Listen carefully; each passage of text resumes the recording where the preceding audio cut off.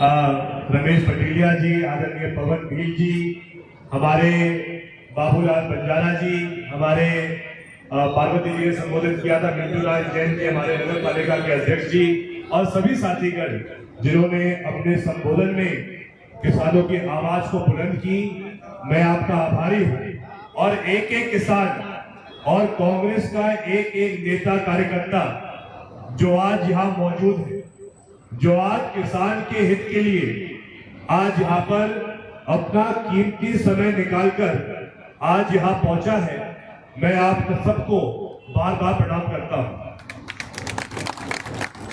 आदरणीय साथियों, आज हम सब यहाँ एकत्रित इसलिए हुए हैं क्योंकि भाजपा का मुख्यमंत्री, भाजपा के मंत्री, भाजपा के केंद्र सरकार के कृषि मंत्री और आज हमारे देश के प्रधानमंत्री अपने हर भाषण में, अपने हर संबोधन में, चाहे वो सभा हो, चाहे वो देश की संसद हो या मध्य प्रदेश की विधानसभा हो, भाजपा का हर मुख्यमंत्री, हर केंद्र मंत्री दावे के साथ ये कहता है कि पूरे देश में हर किसान गेहूं की फसल समर्थन मूल्य पर बेच पा रहा है भाजपा सरकार पे।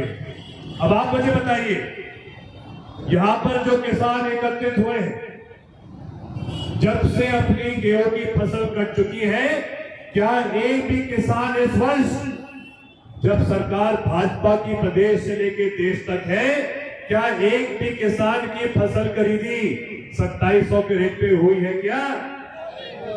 रामदयाल जी हमारे यहाँ बैठे हैं, जो हमारे किसान संघ में काम करते हैं। रामदयाल जी एक बार खड़े होकर बताइए, वर्तमान में क्या रेट पे बिक रही है फसल गेहूं की? आज आप कोई भी किसान से पूछिए, 2100 से लेके 2200, 2300 तक ही आज फसल सीमित रह चुकी है। किसान न्याय के लिए भटक रहा है। मैं आज ही रावगढ़ से गुना के रास्ते के बीच में हमारे मंडी अध्यक्ष रहे जिला पंचायत सदस्य वर्तमान में भगवान सिंह मीना जी से पूछ रहा था, जो कुमराज के मंडी अध्यक्ष भी रह चुके हैं। हमारे अनेक कुमराज के वरिष्ठ लोग यहाँ बैठे हैं, राधेशा मीना जी पूर्व ब्लॉक अध्यक्ष जी भी यहाँ उपस्थित हैं, बरखेड़ा के मर्दन सिंह जी भी यहाँ उपस्थित हैं। कुमराज मंडी में प्रतिदिन 2000 ट्रैक्टर आ रहे हैं किसानों की गेहूं की फसल के साथ, इस उम्मीद से आ रही कि उनकी खरीदी तत्काल भाजपा सरकार करेगी 2700 के रेट पर। लेकिन बड़ा दुर्भाग्य है कि गुना जिले के पड़ोस में राजस्थान है। मुझे भी छपड़ा के 2 मेहमान दिखे थे। राजस्थान में 1 महीने से पूरे राजस्थान में गेहूं खरीदी 2700 के रेट पे की जा रही है, लेकिन मध्य प्रदेश में क्यों नहीं हो पा रही है? यह आज प्रश्न हम कलेक्टर महोदय से आज ज्ञापन देते समय पूछेंगे। घोषणा हो चुकी है, पहले घोषणा की गई थी मुख्यमंत्री जी के द्वारा कि गुना जिले में पूरे मध्य प्रदेश में 15 मार्च को गेहूं खरीदी प्रारंभ की जाएगी, नहीं की। फिर घोषणा हुई कि 31 मार्च से गेहूं खरीदी प्रारंभ की जाएगी, फिर भी नहीं हुई। फिर 1 अप्रैल को, जिस दिन 1 अप्रैल का दिन मशहूर होता है अप्रैल फूल के नाम से, मतलब किसी को मूर्ख बनाना है तो 1 अप्रैल को घोषणा कर दो। उस दिन घोषणा ये करी कि 5 तारीख को खरीदी प्रारंभ मालवा में होगी, 10 तारीख को खरीदी प्रारंभ भोपाल संभाग में होगी और 15 तारीख को खरीदी प्रारंभ ग्वालियर संभाग में होगी। गुना का दुर्भाग्य ये है कि हमारे जिले की सीमा आती है भोपाल के साथ, लेकिन संभाग हमारे ग्वालियर, हमारे पड़ोस में ही राजगढ़ में पोर्टल खुल चुका है, पंजीयन हो रहा है, स्लॉट बुक हो रहे, भोपाल में भी हो रहे, हमारे पड़ोस में विदिशा में हो रहे, लेकिन गुना में नहीं हो रहा है, जबकि गुना जिले से ही केंद्र मंत्री जी भी। लेकिन ऐसा अन्याय क्यों? मैं आप सबसे अर्ज करना चाहता हूं, एक एक कांग्रेस के कार्यकर्ता से, एक एक कांग्रेस के नेता से और एक एक किसान से मेरी प्रार्थना है कि आज हमारी मांग रहेगी, कल जैसे ही खबर मिली सरकार को, शासन को, प्रशासन को कि हमारा प्रदर्शन है, कल तत्काल उन्होंने सूची जारी करी, कौन कौन से गेहूं तुलाई के अलग अलग केंद्र रहेंगे। अब उस पर विडंबना देखो, राघोगढ़ विधानसभा में एक पूरा क्षेत्रफल है, जंजाली से लेकर मकसूदनगढ़ तक, बीच में कोई केंद्र नहीं। हमने मांग करी कि जामनेर के नाम से जहां से वापस सोसाइटी है, लेकिन खरीदी हो जाए मकसूदनगढ़ में, क्योंकि वेयर हाउस नहीं है। तो आज हम ये भी मांग करेंगे कि जंजाली के साथ साथ जामनेर में भी वहां तुलाई केंद्र स्थापित हो। इसी प्रकार से आरोन में पनवाड़ी हाट से लेके अशोकनगर सीमा तक लगभग 50-80 गांव आते हैं, लेकिन अंतिम केंद्र गेहूं खरीदे का बरौद रखा गया है, रामपुर रखा गया है।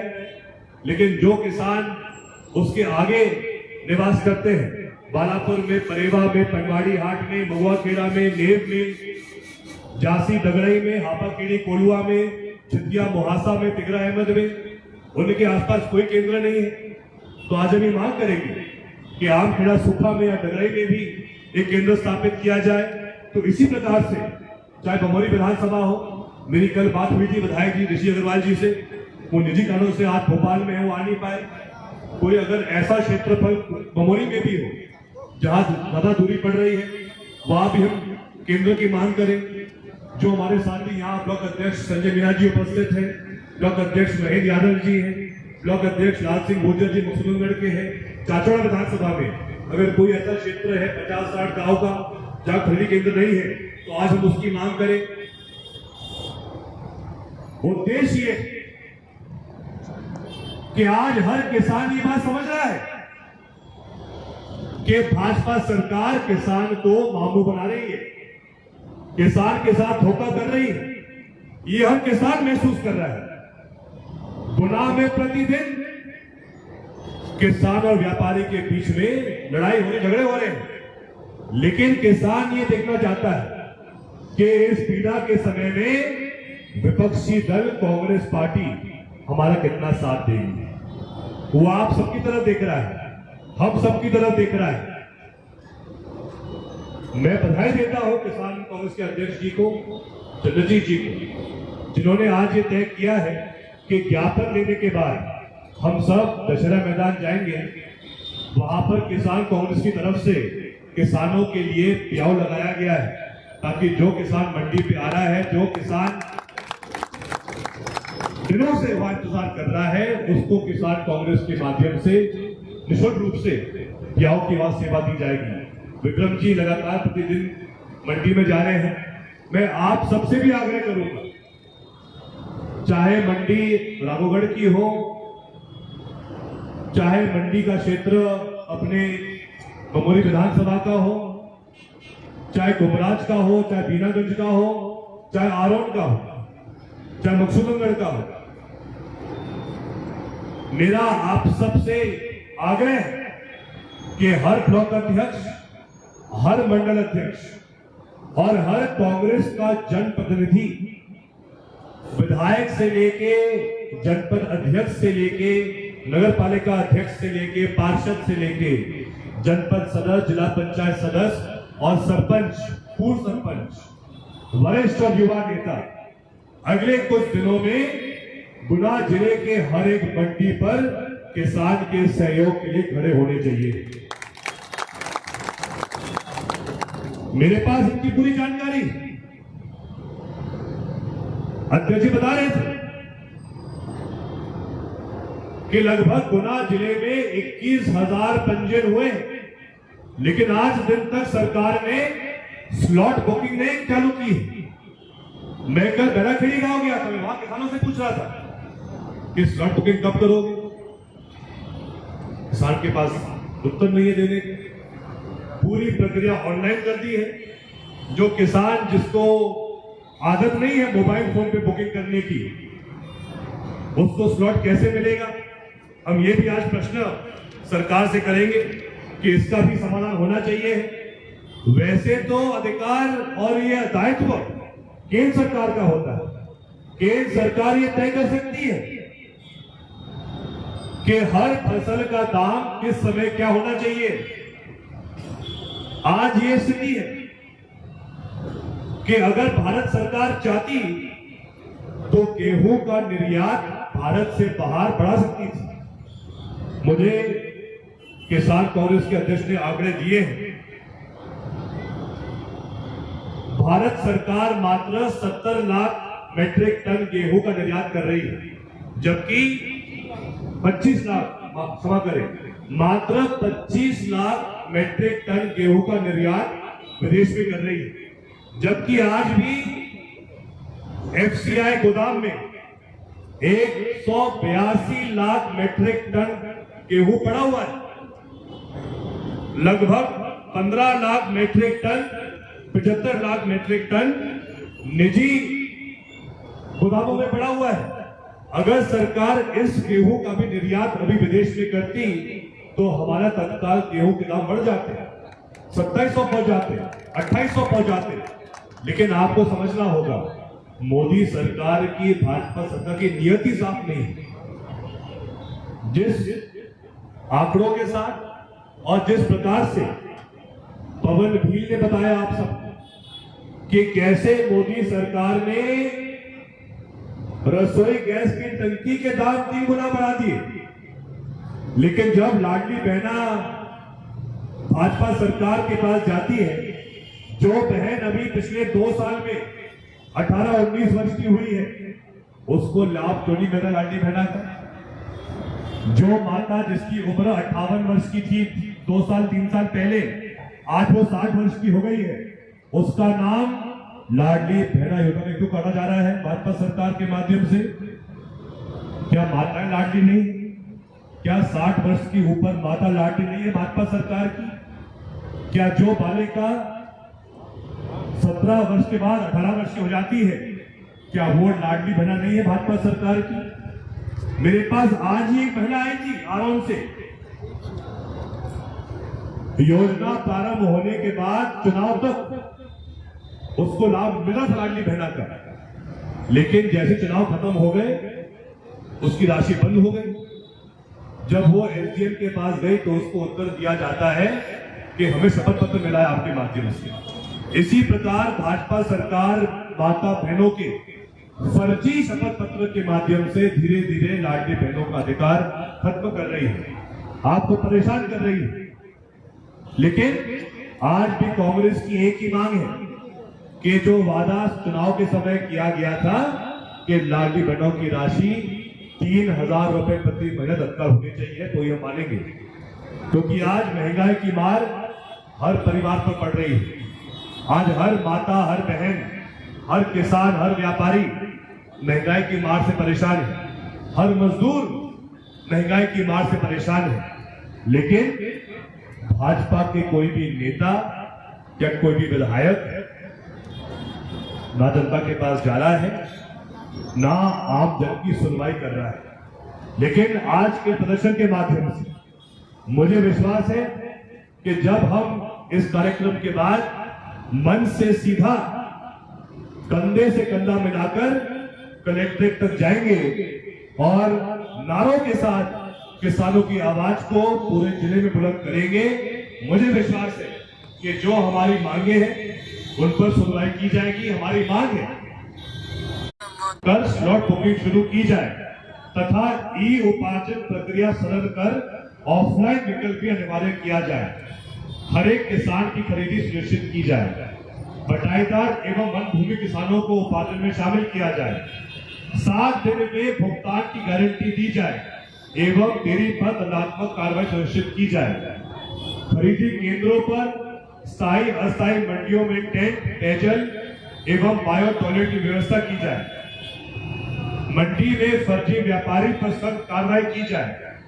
ये सब कुछ ऐसे मुद्दे हैं जिन पर हम आवेदन देंगे, ज्ञापन देंगे। उसके साथ साथ जिन जिन गांव में ओलावृष्टि हुई है, अनेक गांव चाचोड़ा के आसपास है, अनेक गांव कुछ गुना के आसपास में थोड़ी बहुत ओलावृष्टि हुई है, आरोल के आसपास, रुसली कला, हुसैनपुर,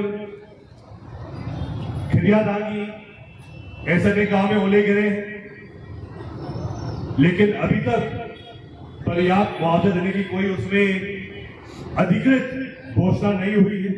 हम ये भी आज मांग करेंगे कि जो किसान पीड़ित है ओलावृष्टि से, उनको भी न्याय मिलना चाहिए।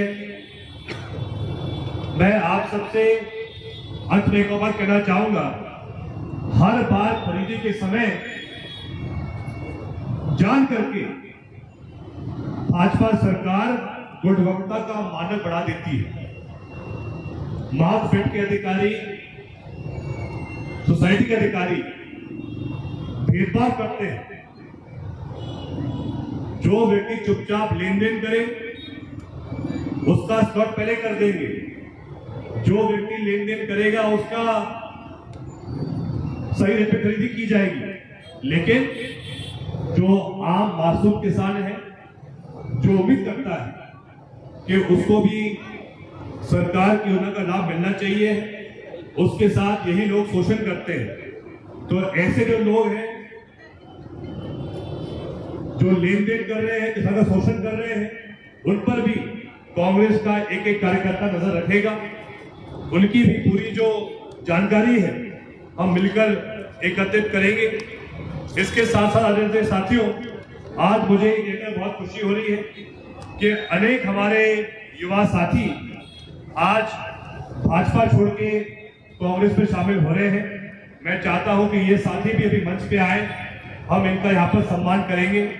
मैं आग्रह करूंगा मेहरबान ठाकर जी से, हरे कृष्ण जी से और रजनीश पिंकू शर्मा जी से, विष्णु तिवारी जी हमारे वरिष्ठ नेता यहाँ उपस्थित हैं, विष्णु तिवारी जी, रघुवीर किरान जी, सभी लोग यहाँ पर आए और इनका सम्मान करें। हमारे विधानसभा प्रत्याशी का है पंकज कनेरिया जी, वो कृपया आगे आए। मैं चाहता हूं कि आज जो साथीगण ओम प्रकाश शर्मा जी के साथ आज जो लोग भाजपा से कांग्रेस पे आए हैं, दक्ष मालवी, हरी सिंह जी, कपिल जी, आदरणीय भूरा जी, आदरणीय अभय जी, आदरणीय राहुल जी, आदरणीय साहिल जी, आदरणीय भानु जी, आदरणीय पप्पू जी, दे दो, आदरणीय राज जी, आदरणीय ध्रुव पंत जी, आदरणीय सत्यम सिंह रजावत, विशाल, अरुण मौर्य, विनोद मौर्य और नौहर गांव के सोनू यादव, कृपया आप सभी साथीगण मंच पे आए और मैं आग्रह करूंगा हमारे वरिष्ठ नेताओं से कि आप इनका यहाँ स्वागत करें, सम्मान करें और हम सब मिलके कांग्रेस पार्टी का विस्तार और बड़े स्तर पे करें। जयश्री मीना जी भी यहाँ उपस्थित है, एक महिला सामने से भी आई है, उनका नाम बताइए मुझे। नंदनी पाटीदार, नंदनी बहन, आप भी कृपया मंच पे आए। आपका भी आज हम नहीं, उनका नाम बताइए। प्रीति पाटीदार, नंदनी महल भी आए, गुना की है नंदनी महल जी, इनका भी सम्मान शशि जी आप कराइए और प्रीति पाटीदार जी का भी, प्रीति पाटीदार जी, सीमा जी, जयश्री जी, प्रीति पाटीदार जी भी, सीमा जी, ये भी आज कांग्रेस में शामिल हुई है, साने गांव से आई है, इनका भी हम सम्मान करते हैं, स्वागत करते हैं।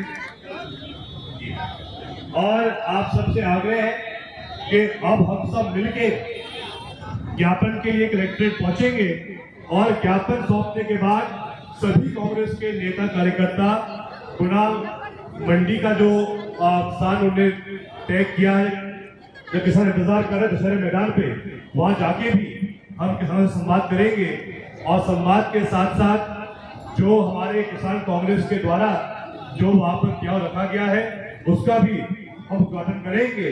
और मुझे उम्मीद है कि सिर्फ गुना में नहीं बल्कि हर मंडी पे किसान कांग्रेस और कांग्रेस पार्टी के माध्यम से हमारे किसानों के लिए और सेवा दी जाएगी। आप सबका बहुत बहुत धन्यवाद। जय हिंद, जय भारत, जय कांग्रेस।